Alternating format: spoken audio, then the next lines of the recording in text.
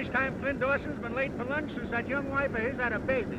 Joe Wilson, the head bookkeeper, told me this morning that there's a lawyer down here from New York to put this mill into a steel combine. It'll make Flint a millionaire, Joe says. A millionaire? Will you beat that? Flint ain't interested in nothing but his wife and that baby and this mill. $1 million is a lot of money. This combine will be $100 million corporation. And we hope Mr. Dawson will accept the office of general manager. Personally, I'll be guided by what Mr. Dawson thinks should be done. You've been rather quiet, Flint. What do you think of this merger? Well, as I listened to Enright, I kept thinking, the whistle has blown for lunch. Let's get this down in the minutes, Joe. If this merger goes through, the bankers and promoters whom Enright represents will pocket between $15 and $20 million. Gentlemen, my clients will not pocket them. Just a moment, Enright. I'm particularly interested in the large block of stock which is being bought on the 20-year plan by the employees of this mill. All stock will be traded in for stock in the new corporation. Yes, and when the water is squeezed out of the stock of this new corporation, it will shrink like a bag of cottage cheese. Well, I'm late for lunch, gentlemen. I move we adjourn. Second the motion. Second the motion. Wilson, have several copies of the minutes made for Mr. Enright. Yes, Mr. Marley.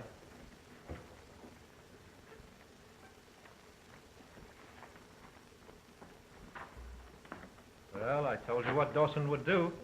Yes, but you didn't tell me that you were going to flop over to his side. I agree with Flint absolutely. On the record. Oh. I wanted to appear in the minutes that way. I have a check for the amount I mentioned 2 weeks ago. But remember, before I close this deal, I want the rest of the money and a written agreement as to the stock. All right. You'll hear from me shortly.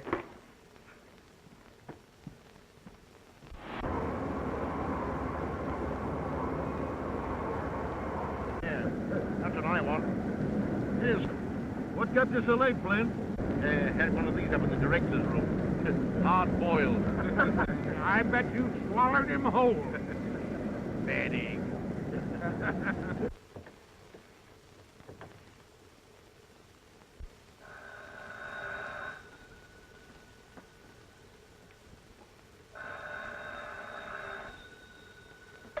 Yes. Vivian, oh, this is Jim. Did you talk to Flint? Yes, I told him I couldn't stay here any longer. This gloomy house and those terrible mills and the city with Jim, I'll go mad. It's Flint's chance to make a fortune. You can have everything. Live where you like, travel. Steel is in his blood. Flint is steel. But I'm not. Talk to him again this afternoon. Put it to him squarely. It's all so hopeless, Jim. But drop in tonight and we'll talk things over. All right. Goodbye.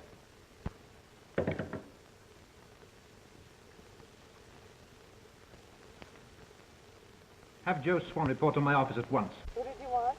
Swanson, one of the cranemen on the night shift. Yeah, he offered you $1 million to sell out. You ought to have taken it.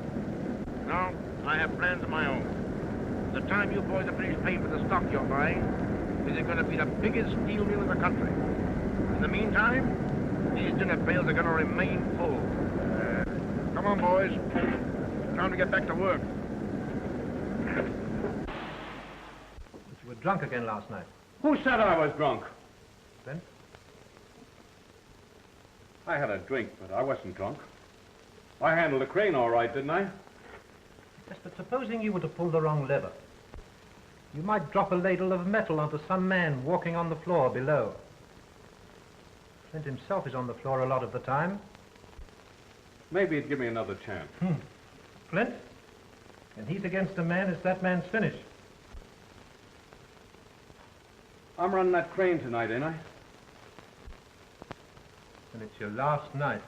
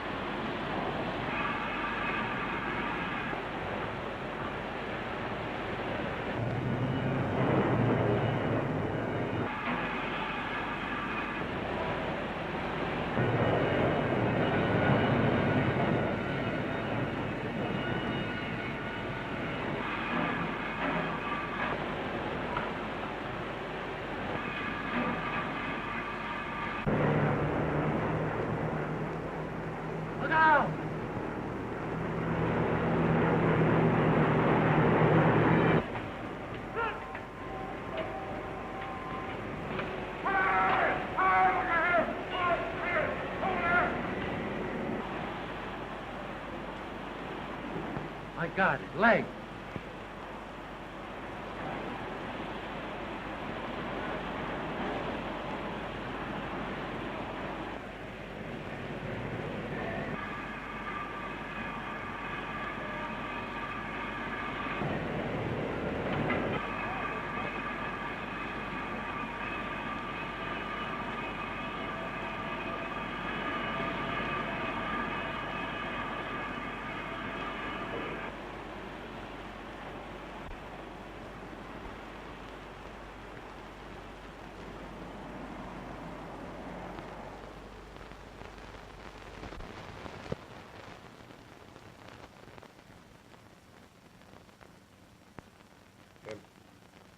The contract should have come in for 6 48-ton girders. Yes, it came to the office yesterday. Oh. Good. These government contracts, Jim, give them precedence over everything. And use the finest steel. It may mean the lives of men. Yes, John, I understand. I must get back to the middle. The quickest way for you to get well is to stop thinking about these things. Yes, it's good advice, but hard to follow. You can rely upon the men at the mill. You yourself trained them. And Vivian, she's proving quite a businesswoman. Well, you and Joe Wilson take care of her. She's more capable than you think. I've had power of attorney drawn up so that she can sign papers that require your signature. Oh. It will be excellent training for her. Good, yes. Oh, it'll help to distract her mind and give her a deeper interest in my affairs. Mr. Morris, this won't do at all. The hospital isn't the place for iron and steel any more than the steel mill is the place for rest and quiet. You're quite right, Doctor. I'm sorry. I'll not be responsible for his condition if this keeps up. Take his temperature, please.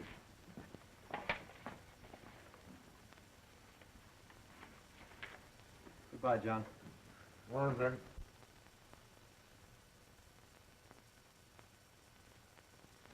Oh, Doctor. I suggest you give orders that he's to attend to no business whatsoever and sees no one, with the possible exception of Mrs. Dawson. Yes.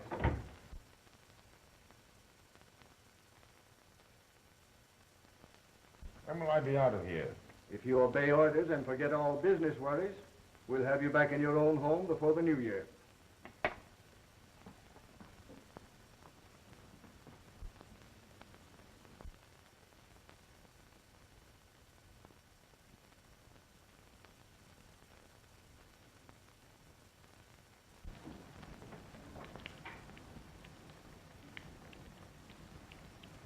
So you're beginning to face facts.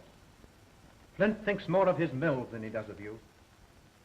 I'd like to take you away from here, You don't know what you're saying, Jim. but I love you. If he doesn't love you enough to take you away, then will you come with me? To go away with you? No. No, it's impossible, Jim.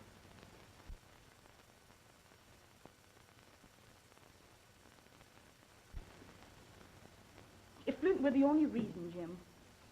But there's another. It's all so hopeless. But I love you. Please.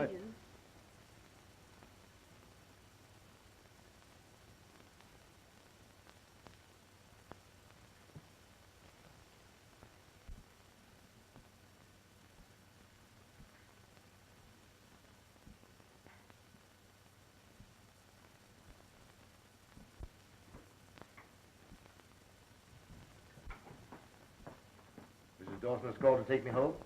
I'm sure she'll be here a little later. But remember, another month in bed after you go home. The doctor's orders. Oh, I suppose so. Oh, Mr. Enright has gotten permission from the doctor to see you. Huh? Enright? Oh, yes. Show him in, please, nurse.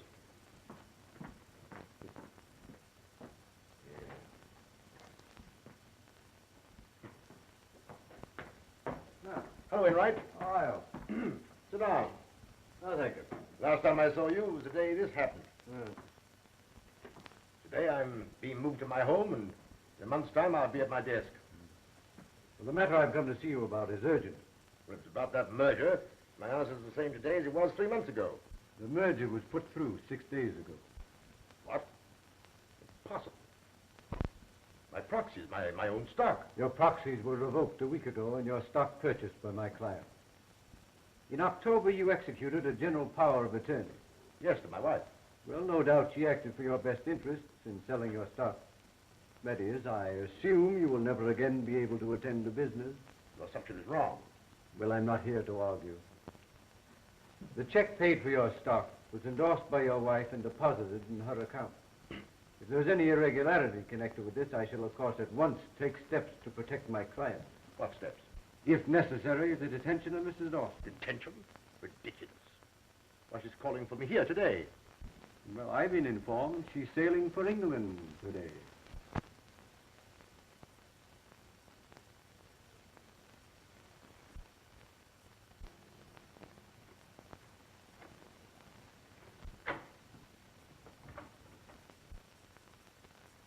Oh, nurse, please telephone my home to see if Mrs. Dawson has left for the hospital.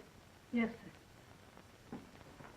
For the protection of my clients, I prepared a general release. If you care to sign it, otherwise I shall be forced to take steps against Mrs. Dawson.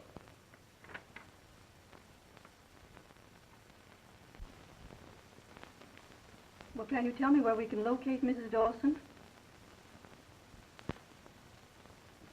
Thank you. Goodbye.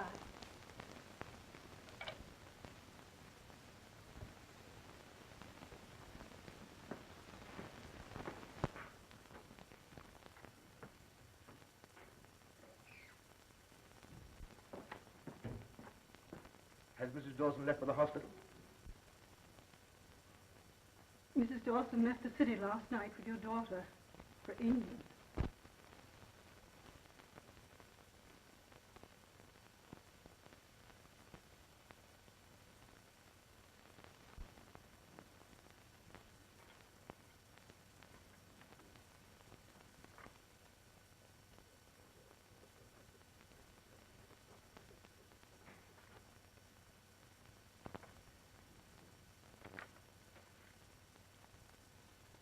My wife has been tricked into this.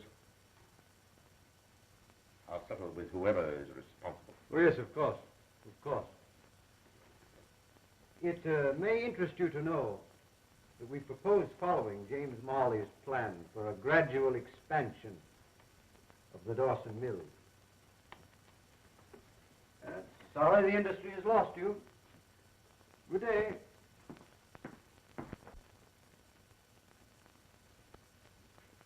She couldn't have known what she was doing. She was very young. Younger than I by 15 years.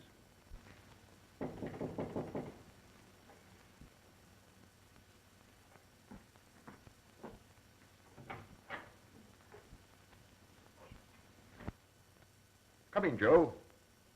Glad you're here. Why haven't I seen you during the past 2 months, Mr. Marley said that no one was to see you, sir. Doctor's orders. Huh. You know about the merger? We just heard about it this morning. Last week we gave our proxies to Mr. Marley. We thought, or he made it appear, there was to be a fight. That he was going to act as you would have acted. Jim Marley. Is Marley at the mill? I understand he's sailing for England. As soon as I heard this, I went to the bank. I took the liberty of checking things up, sir. Yes? There isn't much left, sir.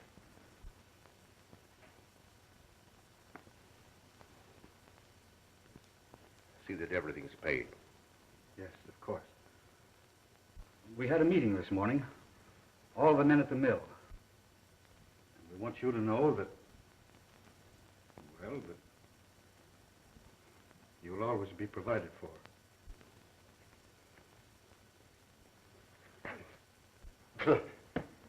Only part of it's crippled, Joe. Plenty left so I can take care of myself. Yes, sir, of course.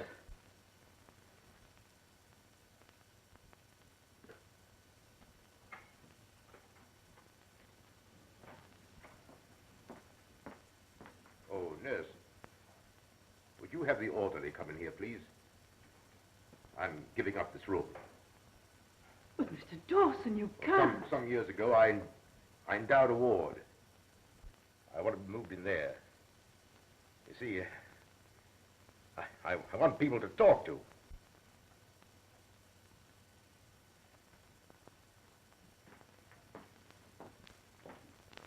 The boys won't let you do that. Move my bed a little, Joe, so I can see out that window. Yes, sir.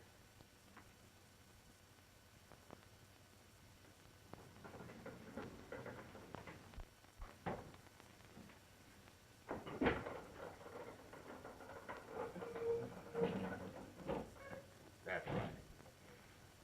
Now, you remember the plans we talked over together for gradual expansion of the mill? Well, Marley stole them, too. The new corporation are carrying them out. Look out there.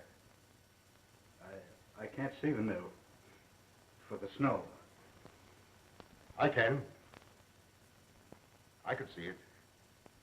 Not as it is now, but as it will be 10 or 15 years from now.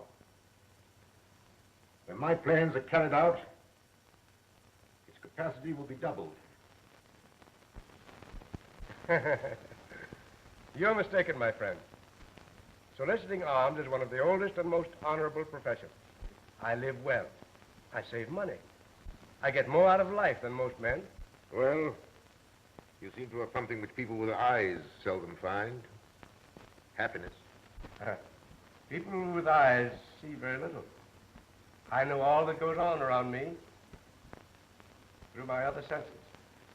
I offer you a partnership. I'll furnish the locomotion, and you furnish the vision. Interesting, but for me, impossible.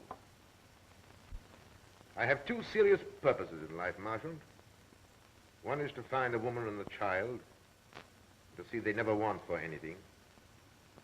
The other has to do with a man. But how will you accomplish these things? To take time. Exactly. Throw in your lot with mine, and we'll wander until we find this woman and child, and the man. Is it a bargain? I assure you, my friend, you'll never have a dull day. John Flint Dawson. A beggar? Unthinkable.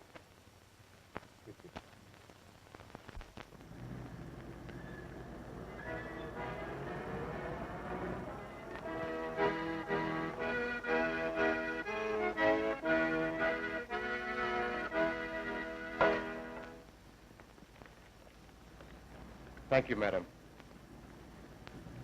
If you are blind, how did you know I was a woman? By the sound of your footsteps. Also a faint fragrance. If we lose one sense, nature generously sharpens the other four. Oh, I see.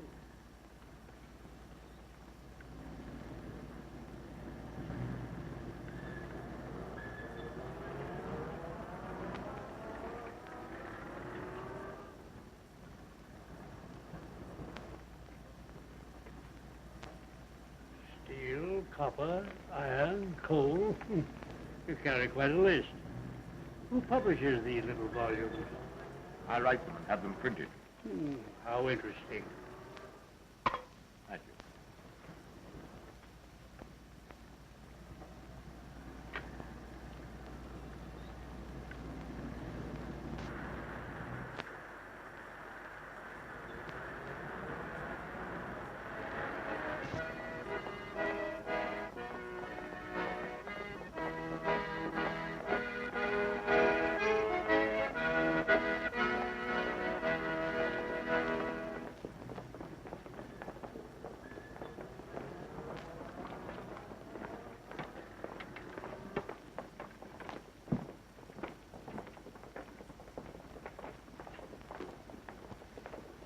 What do these crowds remind you of, John? Oh. Yes.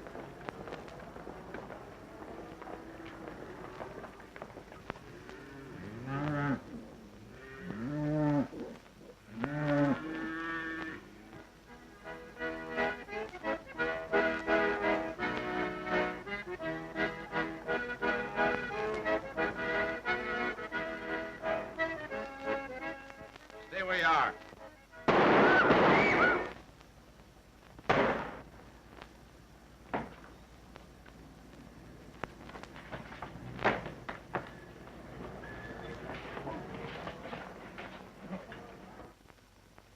Sure, and what kind of beggars are you, refusing a reward? Well, I have something else in mind. During the past 2 years, Marchant and I have come in contact with nearly 2,000 beggars. We have a plan of organization that will give them self-respect, do away with fakers, and be of some service to the public. Oh, how far have you got along with this organization? We have several hundred members. The selected members. Ah, wait a minute. Beggars against the law. But our members operate under peddlers' licenses. I sell cheap music. The point is that someday this organization will have 5,000 pairs of eyes, ears, or both. In every city, we're in direct contact with the underworld. We could be of great service in apprehending criminals. Sounds interesting. I better take you into the chief. Come on.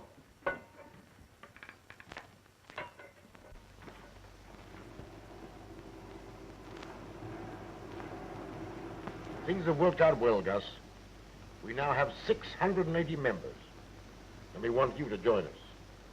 An organization in every city, a comfortable place to live.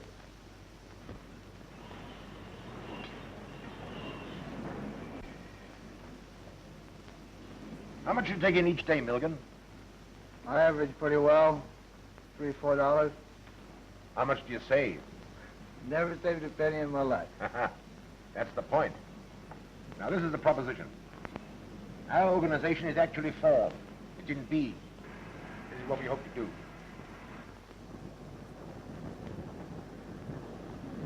You run a good business here, Sam. I'd like to have you on our finance committee. I'll think it over, John.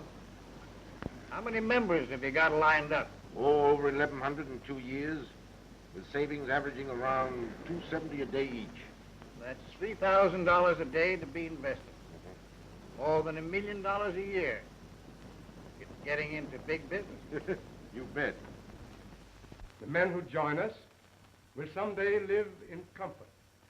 They'll share in big enterprises. Gentlemen, are there any questions you wish to ask? Yeah. Say, what's the catch anyway? Sounds phony to me. What does this John Daniels get out of it? None of the money that you put in. No? But for organizing and overhead expenses, he will receive 10% of the profits he will make for you by investing your money. Oh. Well, gentlemen, I think Mr. Daniels can explain this better than I. All right.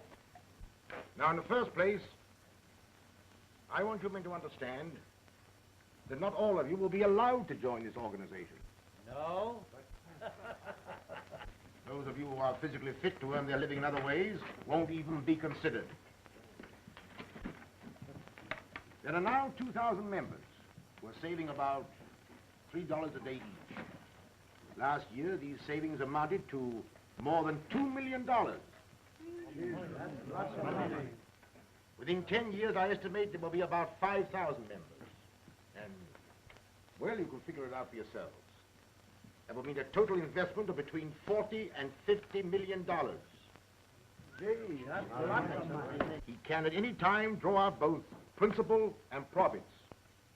The benefits include club rooms, a decent place to sleep in, food at cost, medical care, legal services, the purchase at wholesale prices of the wares you peddle, the license fees, etc., etc. Now, to you other men, I've time to say very little, except that we have an employment agency, if you want to work. Oh, I see. How do we know our money? Boys, come here and I'll explain everything to you. It's really on the principle of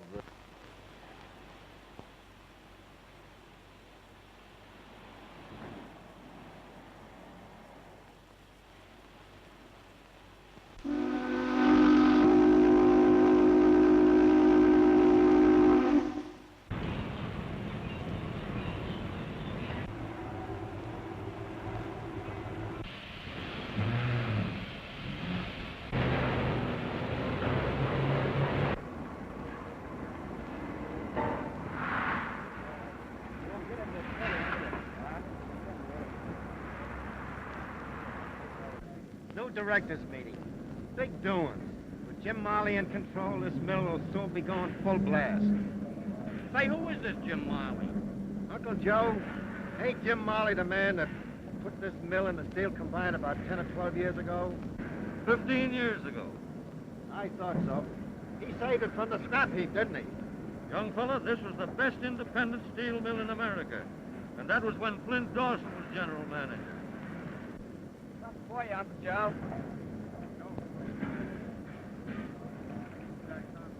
Whatever happened to this Flint Dawson?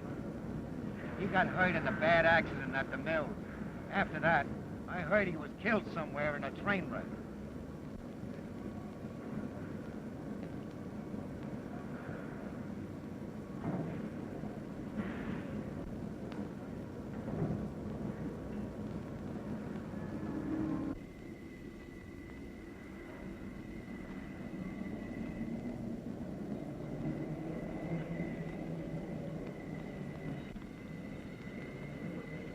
Well, looks like all us old-timers have been thrown on the scrap pile.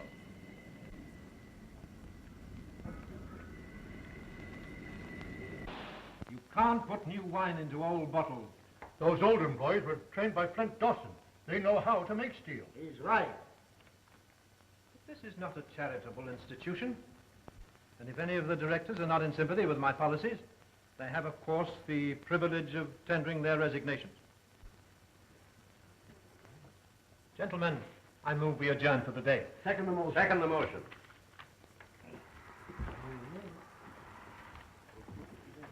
We're with you, Jim. All the way. Thanks. Good work, Jim. Oh, Wilson, my nephew, Lee Marley, is arriving today from New York. Should be here now. Have him shown up to my office. Yes, Mr. Marley. Marley, you're skating on thin ice. How so? Davis tells me that you and the crowd are unloading the stock that gave you control of this corporation. We'll buy it back at a lower figure. Thin ice. Another point.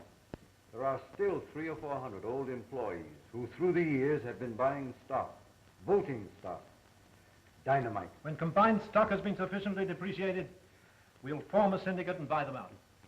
They'd rather sell their right arm. If they're out of work, they won't be able to make the payments. They'll have to sell out.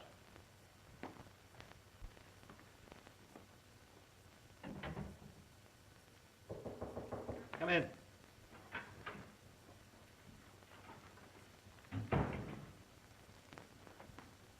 Well? Mr. Marley, I hope you carry out this policy of discharging the older men. My own notice came as somewhat of a surprise. Personally, I'm well fixed. I'm thinking of the old laborers. That policy has already gone into effect. Oh, before you leave, check up on the stock being purchased by the employees. Where do you keep the certificate? In the company safe. Well, bring me the stock books. I'll go through them with you. Very well.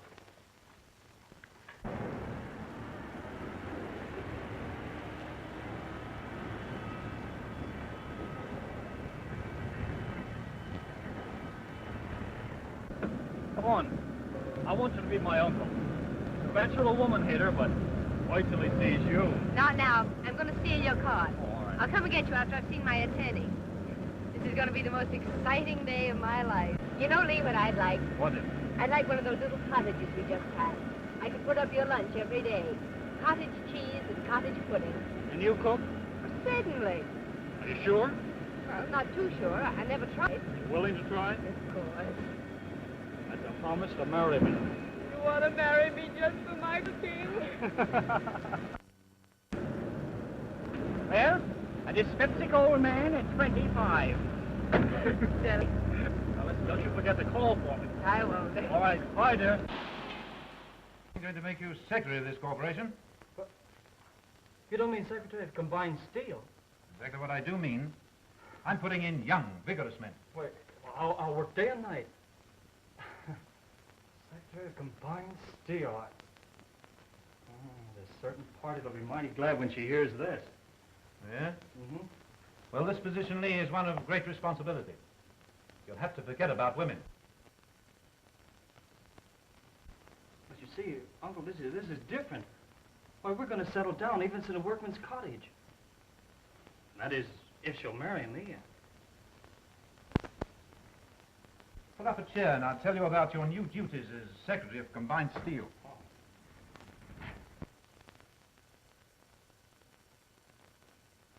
I don't know. That's the only answer I can make to your questions, Joyce. But you do know, Scotty. You're the wisest man in the world. Joyce, darling, I'm your father and your mother and your brother. I raised you, and there isn't anything I wouldn't tell you. All right, then just answer me one question. Who is John Daniels? John Daniels is as much of a mystery to me as he is to you. More so. I hear from him 3 or 4 times a year. I receive sums of money for your support. I keep detailed accounts. Yet you've never seen the man? 12 years ago, a man came into my office with a letter from John Daniels. I was to go abroad to an institution in Liverpool and arrange for the adoption of a 6-year-old child. Her name was Joy McLaughlin. Since that time... Yes, I know.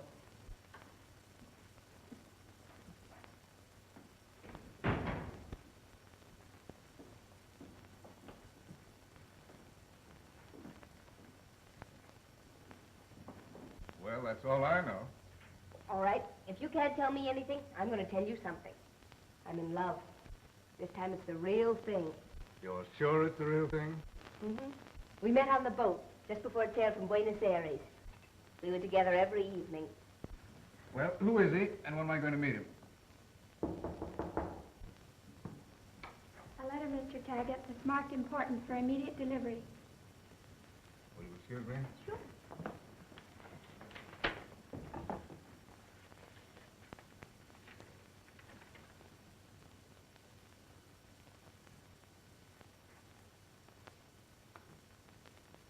Well, for the first time after all these years, I'm going to meet John Daniels. What? Tonight.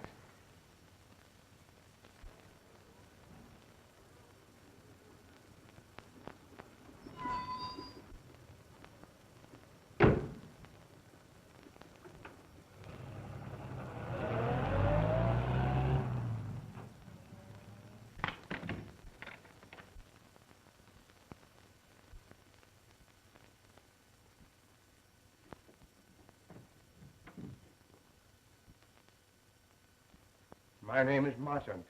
Mr. Taggart. How do you do? Mr. Daniel is waiting to see you.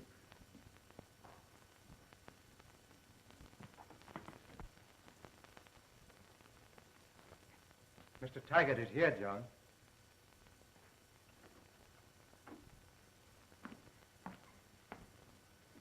Mr. Dawson. Come in, Scott. Glad to see you. Lots of things to talk about. How are you? How do you do? I read in the papers you were killed in a railroad accident 15 years ago. Oh, I had some baggage on that train. The incident served a purpose. Helped to conceal my identity. Sit down. Thank you. The last time I talked to you was the time I advised you to take up the study of law. The time you made it possible for me to study law. Well, I figured that an honest office boy would make an honest lawyer. You proved I was right. Also, I liked your lack of inquisitiveness. Hasn't been from a lack of curiosity. A strange story, Scott. Possibly you remember a man named Jim Marley. Yes, he was secretary and treasurer of the old Dawson Company at the time of your accident. It wasn't an accident. On the day I learned what Marley'd done, I insisted upon being moved to the hospital ward endowed for the destitute. There I came to know a blind man named Marshall. Amazing story I've ever heard. Well, my estimate, through fortunate investments, we've almost doubled their savings for me. Financially, this must be one of the strongest fraternal organizations in the world. It is. You haven't mentioned your daughter. Do you mind telling me how you found her? Marchant and I found Joyce in England just 12 years ago.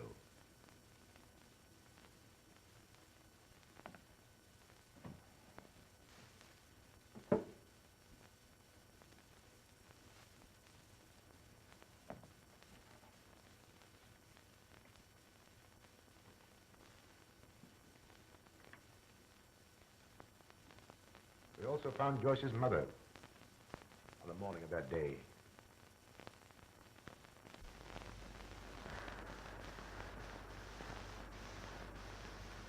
According to this letter from Gypsy Jones, this is the street. We turned at this corner. Was the little girl with her? Yes, they were together. He followed them. He gives the number of the house. Why don't we go there? Well, this is not the kind of street she'd live in.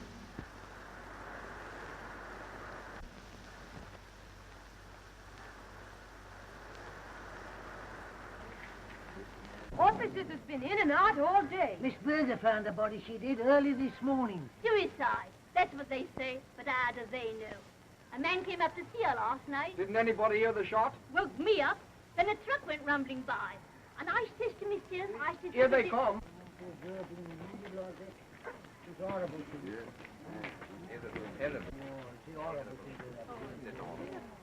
I wonder what hospital they're taking her to. Where are you taking her to, officer?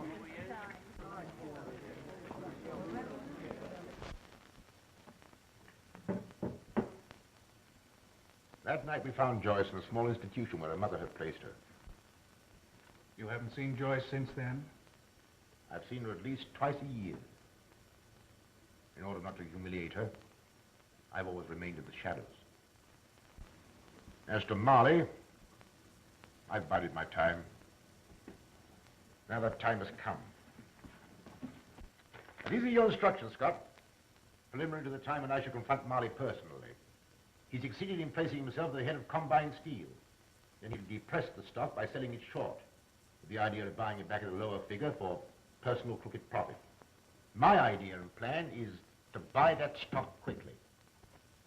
I'll go over these instructions tonight. Use E.J. Curry and Company for your brokers. Marley tried to ruin Curry, and I want you to buy 10,000 shares outright. Give them to Joyce, so that if I'm beaten, she won't have to suffer. Start buying tomorrow at noon. I'll follow your orders to the letter. Good night, Scott. Good night, sir.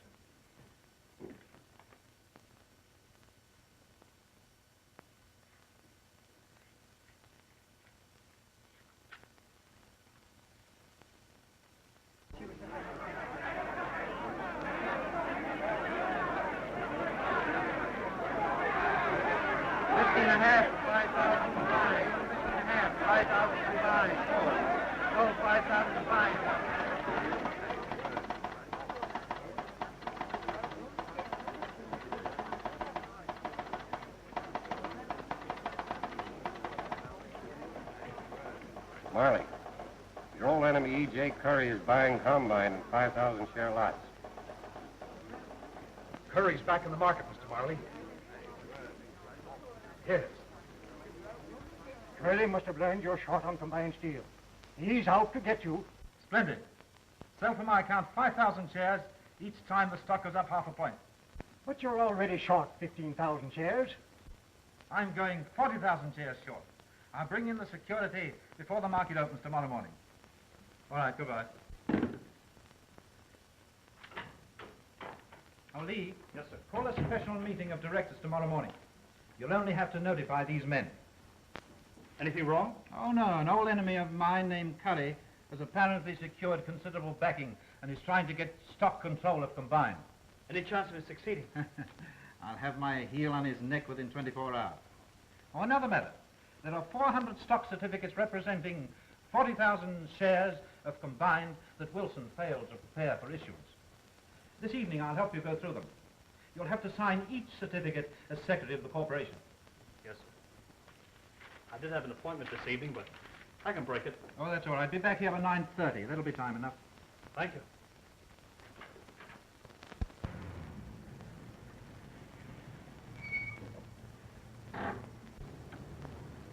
Well, what now? Well, now I'll tell you why we're here. Scott Taggart lives in that apartment house over there. And this afternoon he told me I must never see you again. Oh, yeah? Well, I'll talk to him about that. Now listen, Lee. I have an idea it has something to do with my guardian. All my life I felt a force. It sounds silly, but it's there. It's invisible, but it has a name. John Daniel. Oh, is that your guardian's name? Yes. And tonight I'm going to see him, and you're going with me. That's why we're here. Scotty made an appointment to see him. I found that out. And we're going to follow him. Oh, now, listen, I'm no good as a detective. Shh, there's Scotty now.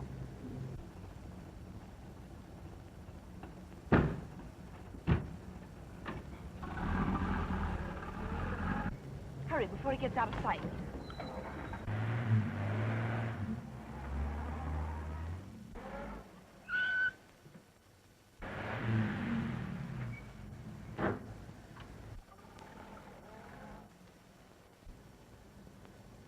Did you see that?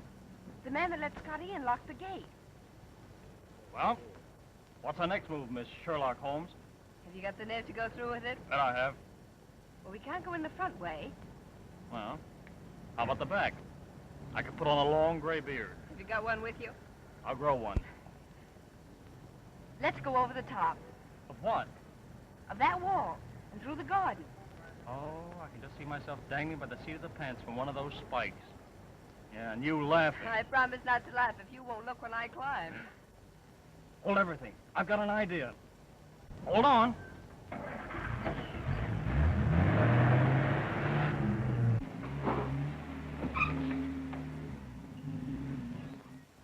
Come on. I'll go first. Catch you if you fall.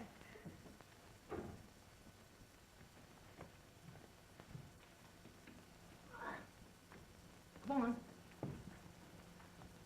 Oh, no. Careful now. Oh, there you are.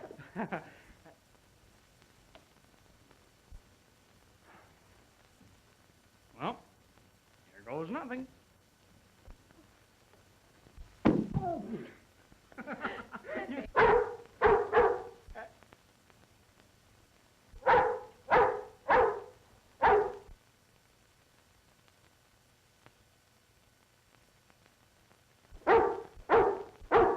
Look into the eye. Which eye? Do you think he'll bite? I'll see. Nice doggy. Now, say, here's a watchdog. He's a committee of welcome. Nice boy. Come on, I'll catch you. Yeah, and if I miss, he'll catch you. You hold him. I'll get down there by myself. I hope. Oh, dear. Did it help? Come on, I'll help you. There we are. Oh. Get down. Get down.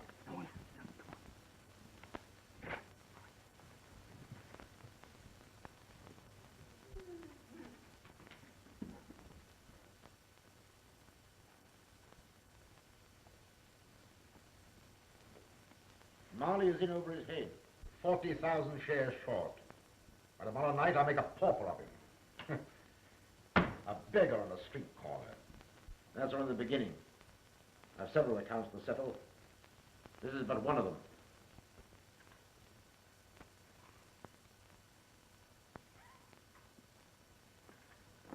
He hasn't any legs. Oh, did you see the hate in his face? It frightens me. I'm not going to do any more of this eavesdropping. I'm going in there right now. No, you're not. I want to hear what they say. What I'm doing is in no way connected with this organization. I waited all these years to be able to handle it personally. Tonight, I'm resigning as head of this union. There's one thing to consider, Mr. Dawson. Not only are you going to crush James Marley, But others who are connected with him. They're all of the same stripe. I didn't mind Marley's nephew, Lee Marley. your daughter Joyce is in love with you. What? Lee, that man's my father. Listen, promise me something. Anything, dear. Promise you won't say anything to your uncle till after I've had a chance to talk to Scott. I'll see him the first thing in the morning. I've had a chance to think things out.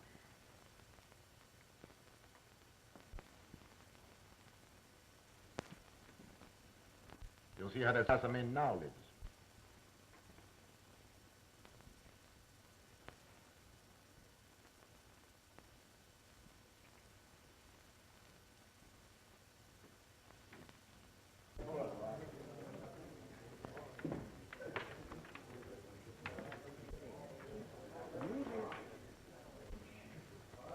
Who are these men? Well, some have retired, but all either are or have been beggars.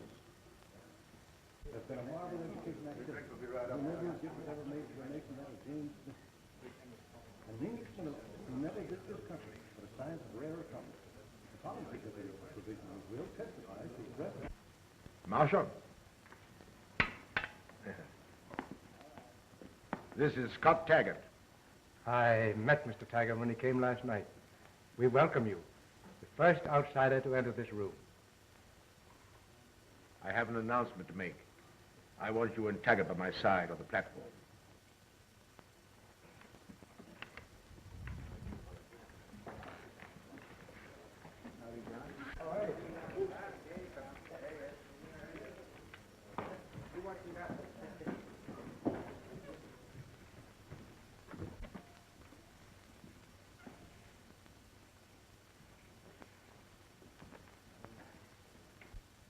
My friends, 15 years ago, I spoke to some of you on street corners and in the rooming houses of different cities.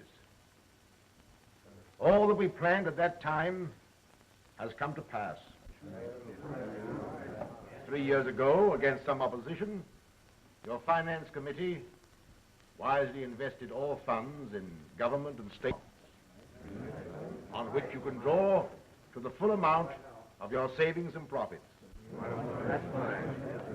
My own fortune has come through you, and what is left at my death will be returned as an endowment to this institution.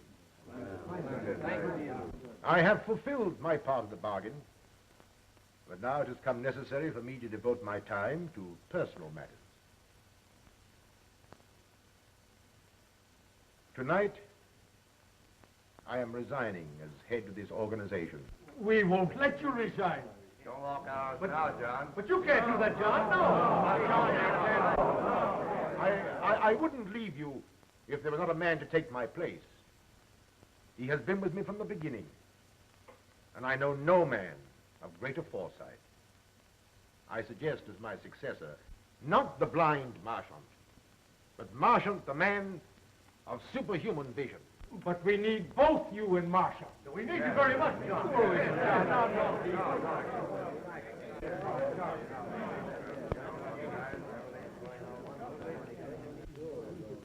Say a word to the Marchant. I can't make a speech, but I can play something lively. That's right. Anything, friend. You're a playboy.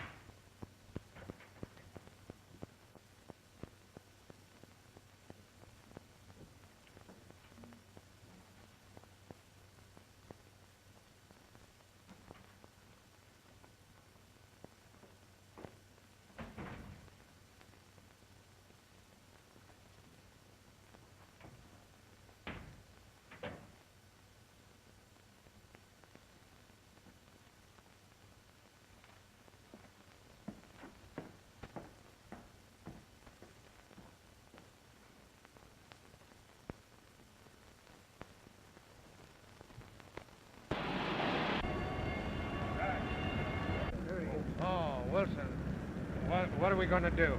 I advise you to appoint a committee to see James Marley. Next on the committee. Let's all go in and see him.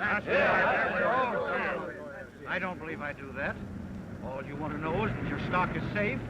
It has been taken from the company's vaults, but perhaps Marley has transferred it for some good reason. Now get this straight. I left those stock certificates at your office merely as collateral security. There won't be any necessity for selling a single share. Before noon, there'll be a break in the market. Yes, the directors are meeting now. No. Well, gentlemen, unless a miracle happens, Combine will be up several more points at the opening. That's what they said, eh? That's what my broker said. Uh-huh.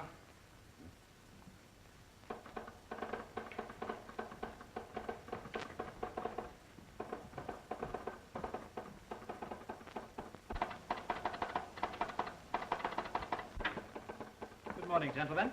Good morning. Combine opened 4 points up from yesterday's closing.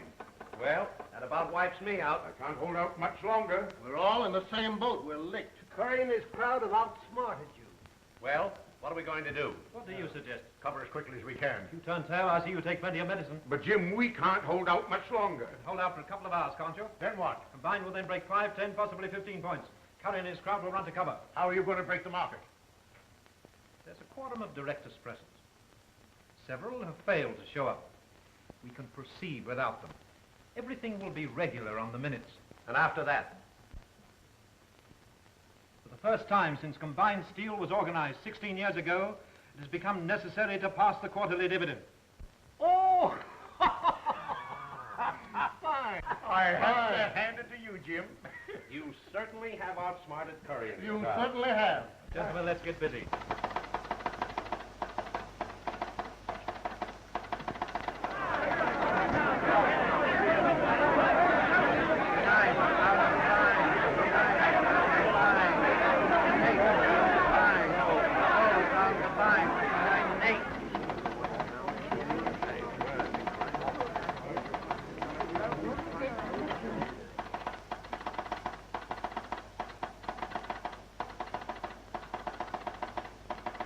All right, goodbye.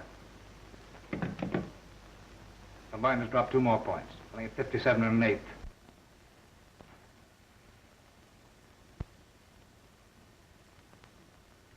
Well, John, as I pointed out some 15 years ago, soliciting arms is both an ancient and honorable profession. Well, I'm glad I'm alone in this. But you're not. Huh? We are together, as we've been in everything else. What do you mean, Martin? For the first time in my life, I bought stock, Combined Steel, on margin. Marshall and I are in the same position. Everything we have, Mr. Dawson, came through you. You too, Taggart? I bought Combined yesterday at 63.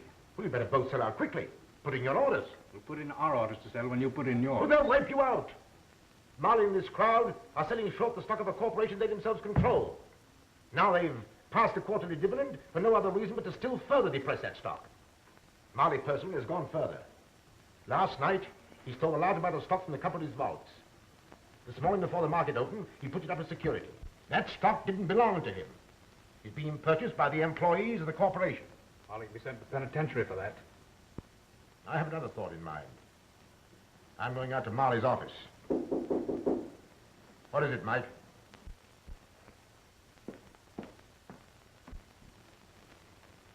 Joyce. Joyce. I just heard what happened. Lee Marley telephoned me that his uncle's gotten the best of you. I came to tell you that I helped him. I didn't tell Scotty, but I sent the stock that you gave me to Mr. Marley this morning before I understood it all. You mustn't worry. I'll see that you never want for anything. But that isn't what I came here for. Oh, I'm sorry. I've been so ungrateful after all you've done for me. I'm so sorry. No, come now. I don't mind being poor. I don't mind anything now.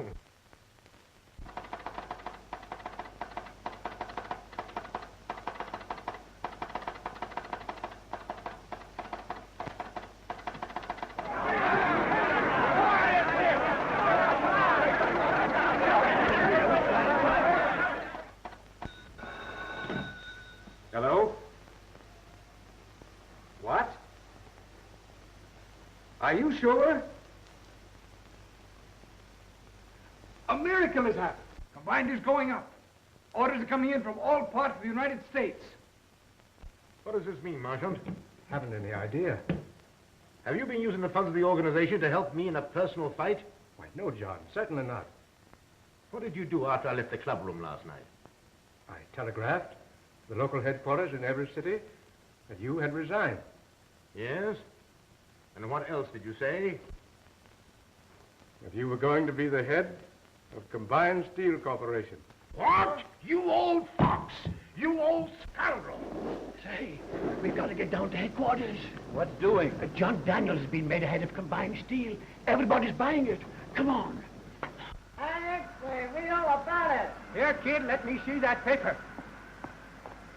Keep the change. I'll be rich before the day is over. Thanks. Hey, Joe, come here. What's the trouble? Come on down to headquarters. John Daniels been made head of combined steel. Chance to clean up if we buy the stock quick. George? Sad Sam. Yeah. Yeah, I just heard. Buy me 1,000 shares at the market. Get up, all of you! John Daniels has resigned. He's head of a steel company. Get down to headquarters. Everybody's buying stock. Gee, I gotta go by the merchant Nashville. It's incredible. We cut all quarterly dividends, and people all over the country flood the brokerage houses with buying orders. Oh, boy! She hit that!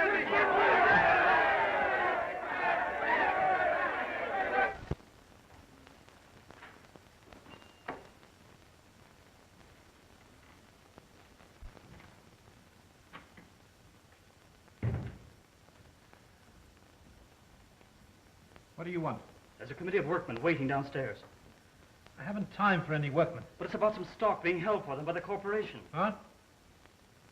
Oh. Yes, I'll have to see about that.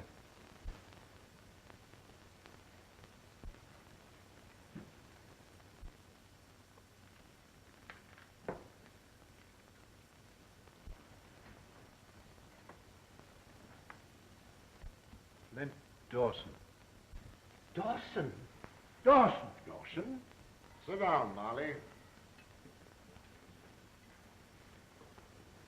You may tell the committee of workmen your uncle has stolen the stock they were buying. Oh, that's a lie. You can tell the committee that the stock will be issued when the workmen finish paying for it. Mr. Wilson offered to pay the amount owing on his stock, but the head bookkeeper couldn't find the certificates in the safe. Now, gentlemen, that's all you need to know. Except that before the market closes today, the control of combined steel will have changed hands. The dividends will be paid as usual. Now you may go. But,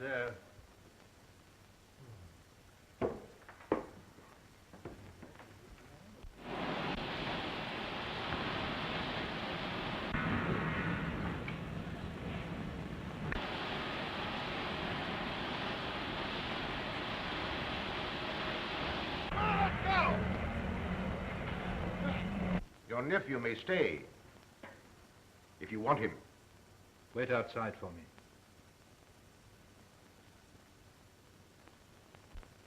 Sit down.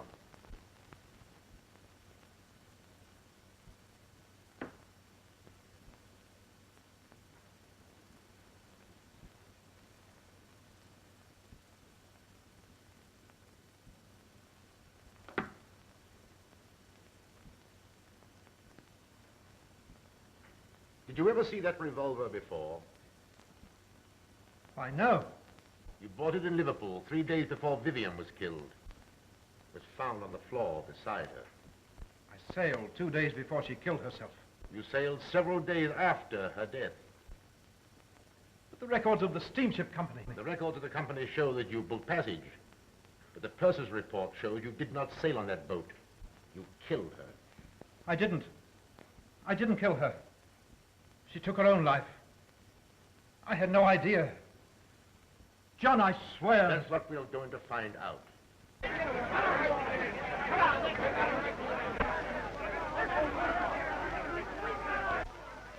If I turned you over to them, you'd be buried with a lot of metal into which they would throw you. Perhaps you'd rather die that way you tried to kill me. Or I'll see that you leave here safely and go to England to be tried for murder. I'll give you 5 minutes to think things over. The point is, Marley, that you have nothing to fear from a trial if you didn't kill Vivian.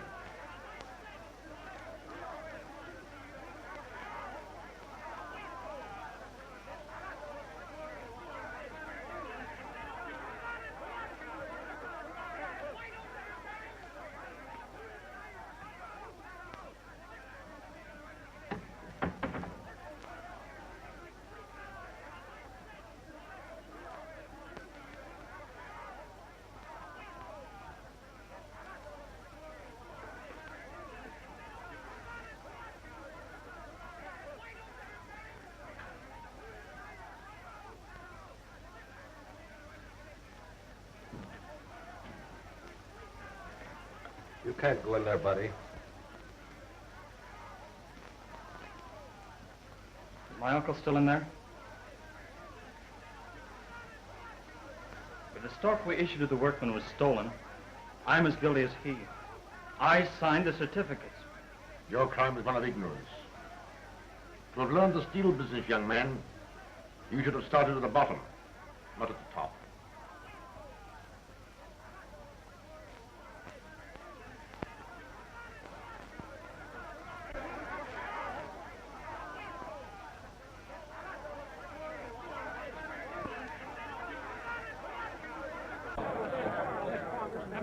Man, listen. What's ever happened to your stock? It's my fault. And I'm going to see that you don't lose a dime of your money. We don't care what you got to say. We want Jim Molly. Yeah, we want to see Molly. Go away.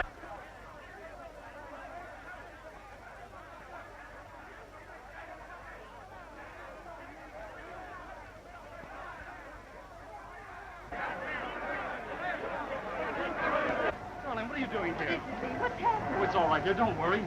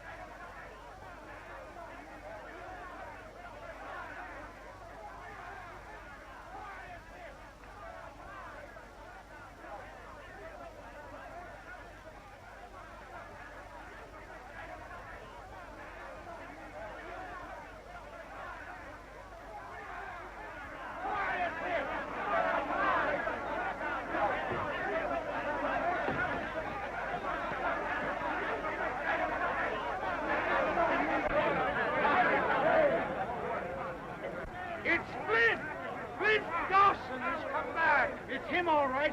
Old Flint Dawson himself.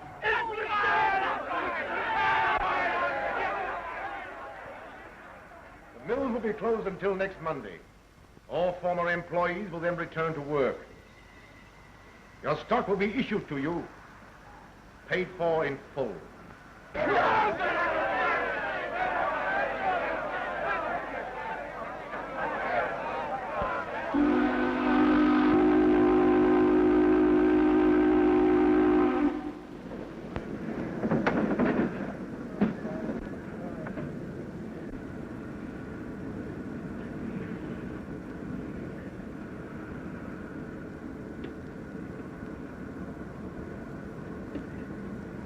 Now you're starting right, at the bottom. That's the way to learn the steel business, young man. Here comes the chief.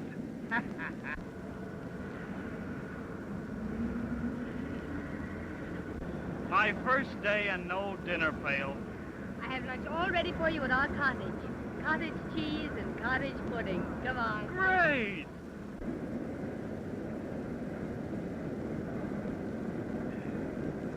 Well, Steve, that's a nice piece of pie.